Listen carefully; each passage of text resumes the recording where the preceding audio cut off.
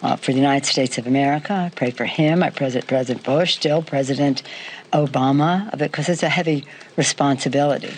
And I pray hard for him because he's so off the track of our Constitution, our values, our country, the air our children breathe, the water they drink, and the rest. He really needs our prayers. So he can say whatever he wants. He can say whatever he wants, but I do pray for him, and I do so sincerely and without anguish, gently. That's the way I pray for everybody else. I thought what he said about Senator Romney was particularly without class.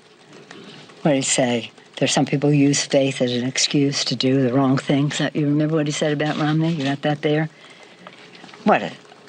It's so inappropriate at a prayer breakfast. You want to go to the prayer breakfast, prayer in the school, vouchers, women's right to choose, all those things that's a ripe audience for. God bless you. It's a prayer breakfast, and that's something about faith. It may not be something I agree with, but it's appropriate. But to go into the stock market and raising up his acquittal thing and mischaracterizing other people's motivation, he's talking about things that he knows little about, faith and prayer. Yes, ma'am. You often counsel your members to be dignified in their response to the president, take the high ground. Did you step on that message by tearing up the State of the Union? I tore up a manifesto of mistruths. It's very hard for us to get you to talk about the issues that we are working on, H.R. 3, infrastructure and the rest. He misrepresented all of that.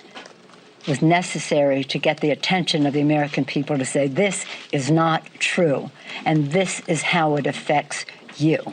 And I don't need any lessons from anybody, especially the President of the United States, about dignity. Dignity. Is it okay to start saying 4 more years in the House of Representatives? It's just unheard of. Is it unheard of for the president to insult people there who don't share his view, as well as to present falsehoods? Some would use the word lie. I don't like to use the word lie about what he is saying. So, no, I think it was completely, entirely appropriate. And considering some of the other exuberances within me, the courteous thing to do.